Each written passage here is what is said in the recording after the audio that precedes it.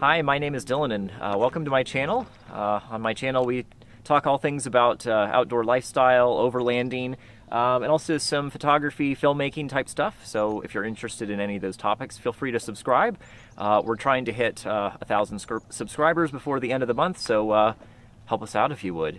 Anyway, today on the overlanding topic, we're going to be talking about a specific subject that Land Rover and Jeep owners hate talking about and Toyota owners love to talk about, and that is long-term reliability. Why are you laughing? That was funny. It was a little savage, actually. No, I don't want to hate on people who drive other vehicles. Those people are actually, they're smarter than me because they know how to fix their cars better than I do. But anyway, more specifically, we're going to be talking about our 2007 Toyota Sequoia. It's kind of it's an underrated overlander. And specifically, I feel like a lot of people are going to be curious to know what the long-term reliability of this vehicle is. Obviously, Toyotas are, pretty well known for being reliable. But how reliable after they've got almost 250,000 miles on the clock? Specifically, our Sequoia here has about 245, almost 246, and we bought it about 20,000 miles ago, actually about 9 months ago. So we put a lot of miles on it in a pretty short amount of time. So we've gotten kind of a feeler for how it is in terms of its long-term reliability. When we bought it from a pretty, we'll put it, a fairly sketch used car lot that did not inspire a ton of confidence, but yet we took a gamble on it because it was a really good price for what it was. And so I guess we'll go over a couple of the things that have gone wrong with it. The list is not very long. First of all, we did end up doing 2 new catalytic converters and O2 sensors. That was something that we probably could have put off. We probably could have cleared the check engine code for a long time. But back when we were living in Atlanta and now here in the Metro Salt Lake area, we have to pass emissions in both places. So that was a fairly important thing to do. The cost for two cats that were aftermarket, they were about $500 for both of them. All right, and of course another thing that people are going to want to know about is going to be the timing belt on this vehicle.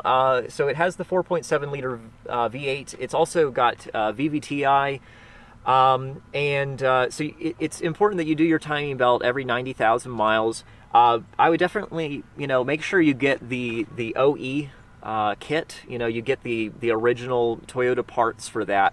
However, any self-respecting auto shop can do that. Some people might be brave enough to do that job themselves. That's not one that I would take on, given that, the consequences of doing it wrong is a ruined engine. So I handed that off to a shop, and parts included, I got that job done for about $700, which I was really pleased with. We did have the radiator go bad. And I want to make it clear that it did not leave us on the side of the road. It didn't, pop and drain all of its coolant or anything like that. We basically noticed that if we were doing more, intensive things with the engine, if we were crawling steep hills, we were going off-road, or doing something along those lines, that's the engine would just get a little bit hot. And every single time the temperature gauge started to creep up, I would simply turn it off and let it rest. And we got a replacement radiator for, I think about $120. It took me maybe 30 minutes to put it in, and that fixed the problem. So really not a big deal there. Now, one thing that really is important to me when I'm evaluating the long-term, durability, build quality of a vehicle is just to drive it and to listen for any weird noises. My Chevy Blazer made more weird noises than I care to mention. So as we're driving down the road here, we're going over pretty uneven surfaces, and you'll notice that in this car that has almost 246,000 miles on it, there's no weird squeaks, no rattles. It just every single thing in here, you can tell, has been really tightly, put together. All of the electronics in the vehicle still work, with the exception of the sunroof.